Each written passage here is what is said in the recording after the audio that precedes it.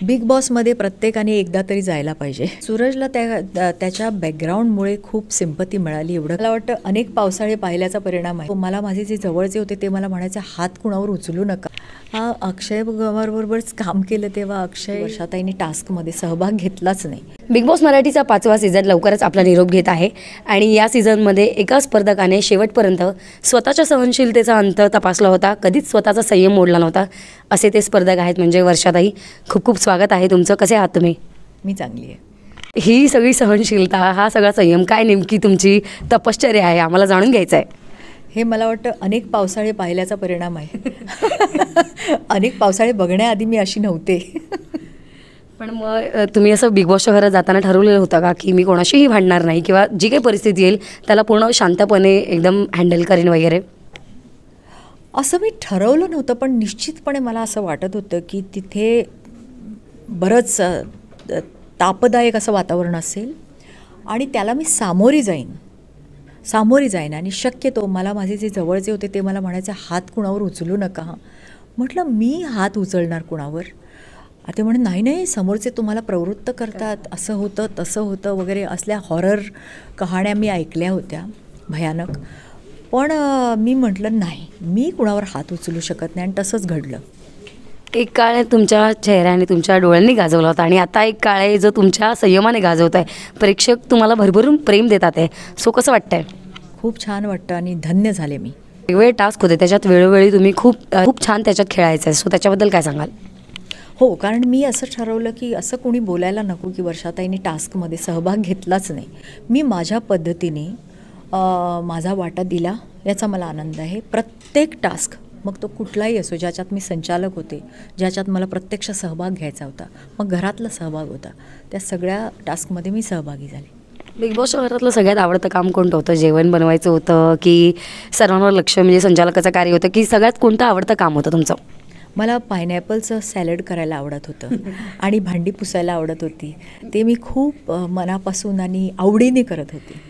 तुम्हाला माहिती आहे का, अंकिताचं एक वाक्य ते खूप बाहेर व्हायरल झालेलं की मला भांडी घासायचा ट्रॉमा आहे. हे तिचं वाक्य फार व्हायरल झालं होतं. सो त्याच्याविषयी काय सांगाल? असेल, काही जणांना ट्रॉमा असतो, पण ती स्वयंपाक चांगला करायची, स्वयंपाक करायची ती मनापासून. कारण स्वयंपाक करणंसुद्धा माझं पाककौशल्य नाही आहे, त्यामुळे मी कधीच त्या भानगडीत पडले नाही की आपण ट्राय करूया वगैरे असं. मी कधीच त्या कटिंगच्यासुद्धा नाही आणि स्वयंपाक करण्याच्या. त्यामुळे तिचं वाक्य आहे ते खरं असेल. तिला असेल ट्रॉमा म्हणजे कंटाळा असेल ट्रॉमापेक्षा. सूरज असेल, निकी असेल, जान्हवी असेल, बरेच स्पर्धक वेगवेगळे खूप छान पद्धतीने खेळले. पण सध्या बाहेर असं दिसतं की सूरजची खूप हवा आहे. सूरजला खूप चाहते प्रेम देतात आहे आणि जान्हवी आणि निखिलच्याबद्दल थोडंसं दुमत आहे प्रेक्षकांचं की त्यांना कुठेतरी म्हणजे त्यांच्या स्टेटमेंटबद्दल असेल किंवा त्यांच्या वागण्यामुळे त्यांना एवढं प्रेम मिळत नाही आहे. सो नेमकी आज काय परिस्थिती होती म्हणजे तुम्ही जवळून पाहिली तेव्हा? नाही, सूरजला त्याच्या बॅकग्राऊंडमुळे खूप सिंपती मिळाली, एवढं खरं. पण सिंपतीपेक्षा त्यांनी आपली जी कर्तबगारी आहे, त्यांनी आपलं त्या खेळावरची जी पकड आहे सिद्ध केली आहे.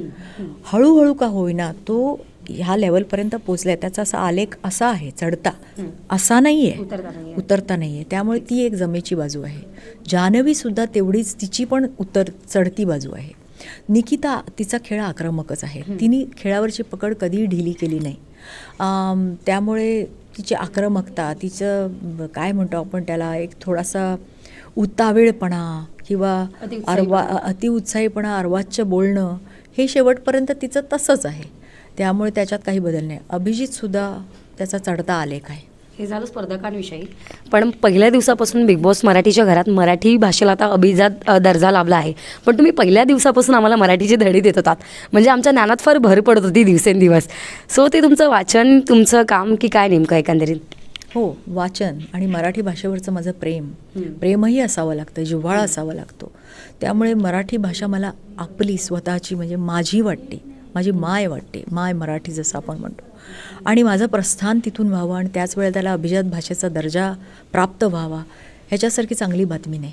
जेव्हा तुमची बहीण घरात आली होती तेव्हा ती गोवन लँग्वेजमध्ये बोलत होती आणि मग आम्हाला थोडं थोडं कळत होतं, पण मग हे कसं जुळून आलं तुम्ही गोव्याचे आणि एवढं सुंदर मराठीचा तुमचं हे, मग आईकडनं जे धडे मिळाले की तुमच्या वाचनातूनच ते सगळं कौशल्य खुलून आलं? याचं पूर्ण श्रेय माझ्या वडिलांना मी देते, कारण त्यांनी मला इयत्ता 1 ते 4 आम्हा तिन्ही बहिणींना तिने मराठीतून शिकवलं त्यांनी, ज्याच्यात एकही इंग्रजी सब्जेक्ट नव्हता. तसंच माझी आई मराठी MA आहे, त्यामुळे ती सतत मला मराठीबद्दल सांगायची, मराठी भाषेबद्दल, वाङ्मयाबद्दल तिने आवड निर्माण केली आणि मी खूप साहित्य वाचन केलेलं आहे. कवितांची आवड लावून घेतली आहे. मराठी गाणी अगदी आत्मीयतेने रेडिओवर ऐकली आहेत. मला वाटतं हे सगळं मिळून माझा मराठीचा चांगला अभ्यास झाला. अक्षय कुमार जेव्हा घरात आले होते ते म्हणाले वर्षा किती वर्षांनी भेटली, तेव्हा आम्हाला फार आवडलेलं स्टेटमेंट. तुम्ही जेव्हा अक्षय कुमारबरोबर काम केलेलं तेव्हाची एखादी आठवण थोडक्यात? अक्षय कुमारबरोबरच काम केलं तेव्हा अक्षय आत्ता जसा दिसतो, म्हणजे त्याची हेअरस्टाईल आणि हे तेव्हा फार वेगळा दिसायचा. त्याची आठवण ही की तो चित्रपट सुरू झाला आणि 10 वर्ष बंद पडला, म्हणजे जसा मुघले आझम 10 वर्षांनी पूर्ण झाला तसा तो मुघले आझमच झाला, कारण निर्मात्याचे पैसे संपले, त्यामुळे असं मोडीतच काढला होता तो चित्रपट. आणि मग 10 वर्ष काहीच नाही आणि अचानक त्या काळात माझं लग्न झालं आणि माझ्या लग्नानंतर 1 वर्षानंतर ते निर्माते माझ्याजवळ अगदी धडधडत्या अंतःकरणाने आले की वर्षा आता कशी दिसते, तिचा भूगोल बदलला आहे का, आणि त्यांना इतका आनंद झाला की वर्षा तशीच दिसते आणि तिच्या फिगरमध्ये काही फरक पडलेला नाही आहे, त्यामुळे त्यांना इतका आनंद झाला. त्यामुळे ती एक आठवण की ते आले आणि तो 10 वर्षानंतर आम्ही त्याचं चित्रीकरण केलं आणि त्याच्यात माझ्यात काहीही बदल त्यांना आढळून आला नाही आणि खरंच तसं झालं. आम्ही तुम्हाला तेव्हा प्रत्यक्षात पाहिलं नव्हतं, आम्ही तेव्हा फक्त कॅमेऱ्यावर पाहिलं होतं, म्हणजे स्क्रीनवर पाहिलं होतं, पण आताही तुम्ही तसे आहात, ही तुमच्यासाठी कॉम्प्लिमेंट आहे. खरंच तुम्ही तसं मेंटेन केलं आहे. काय याच्यामागे तुमचं रहस्य आहे की तुम्ही स्वतः प्रॉपर डाएट फॉलो करता की कसं काय एकंदरीत? हे बघ, त्याच्याबद्दल आता सगळ्यांनी बघितलेलं आहे. मी सकाळी उठण्यापासून रात्रीपर्यंत काय करते, मी शून्य करते, कारण सगळ्यांना काय वाटायचं मी लपवते, मी जिममध्ये जाते, मी हळूच एक्सरसाइज करते, असं करते, मी व्यवस्थित खात नाही, जेवत नाही, पण मी व्यवस्थित खाते, हे सगळ्यांनी पाहिलेलं आहे आणि ते मी दाखवण्यासाठी केलेलं नाही आहे. माझं वजन जितकं होतं जाताना तेवढंच आत्ता आहे, त्यामुळे त्या वजनात काही काल मी वजन करून पाहिलं तर तेच आहे. त्यामुळे मी काहीही लपवलेलं नाही जनतेपासून, खरंच बोलली आहे, हे त्यांना आज कळलं आहे. आता एकंदरीत बिग बॉसबद्दल काय सांगाल? तुम्हाला काय वाटतं कोण जिंकेल हा सीझन? नाही, ते मी नाही सांगू शकत, तो सर्वस्वी नियतीचा निर्णय आहे आणि प्रेक्षकांचा निर्णय. हो, पण एकंदरीत काय सांगाल तुमचा अनुभव एका वाक्यात? बिग बॉसमध्ये प्रत्येकाने एकदा तरी जायला पाहिजे असं मला वाटतं, स्वतःचं अवलोकन करण्यासाठी. खूप खूप धन्यवाद. Thank you so much.